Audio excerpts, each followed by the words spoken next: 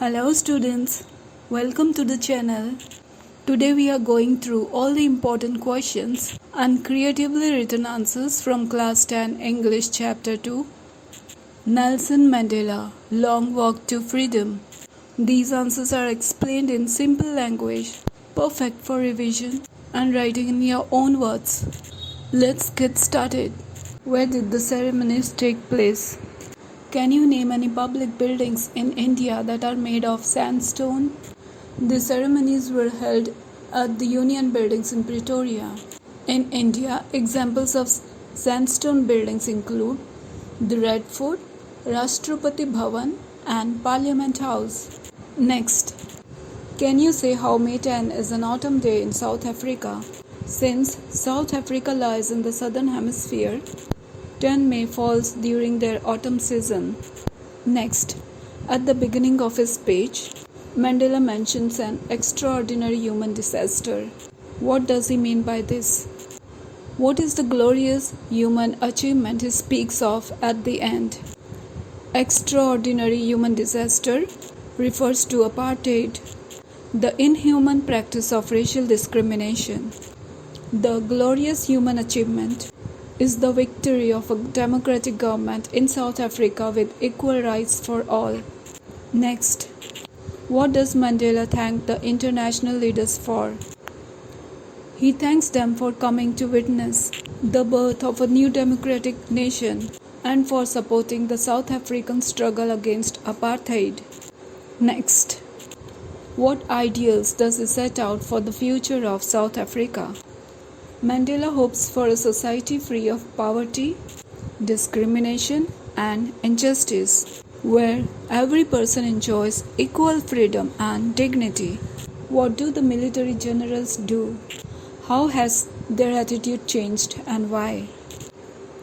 The military generals saluted Mandela, which was a symbol of their changed attitude.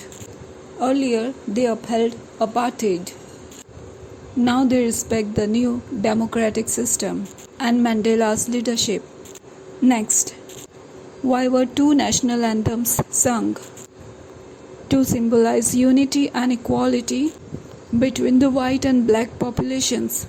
The old white anthem and the new black anthem were sung to reflect both communities.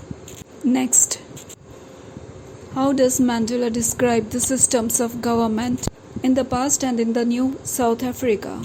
In the past, the government was based on racial oppression.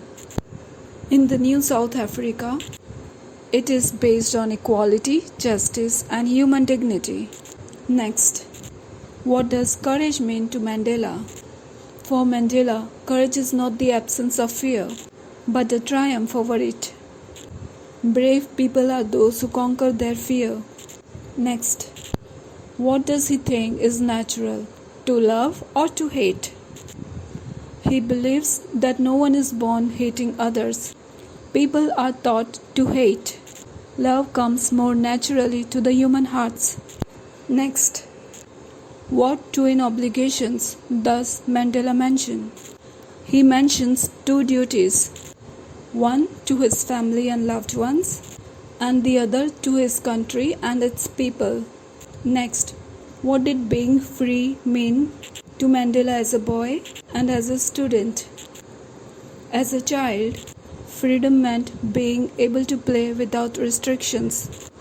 Later, it meant having the right to make decisions for himself and shape his future. Next, does Mandela think the oppressor is free? Why and why not? No. Mandela believes that the oppressor is also not free, as he is imprisoned by his own hatred and prejudice. True freedom comes only when everyone is free. Next, what does Mandela mean when he says he is simply the sum of all those African patriots who had gone before? Mandela means that his strength and achievements are built on the sacrifices and struggles of earlier African patriots who fought for freedom before him. He honors those who came before and sees himself as a part of a long chain of people dedicated to justice and liberation, not as a lone hero. His identity and courage are deeply connected to their legacy. Next, how does Nelson Mandela define freedom? How did his understanding of freedom change over time? As a child, Mandela thought freedom was about personal enjoyment and simple liberties like playing freely. As he grew older, he realized freedom meant much more. It meant equality, dignity, and justice for all people. His understanding shifted from personal freedom to collective political and social freedom, where everyone has equal rights and the ability to live without oppression. Next, what message does Mandela give to the youth and citizens of South Africa through this chapter? Mandela's message is that freedom requires sacrifice and constant effort.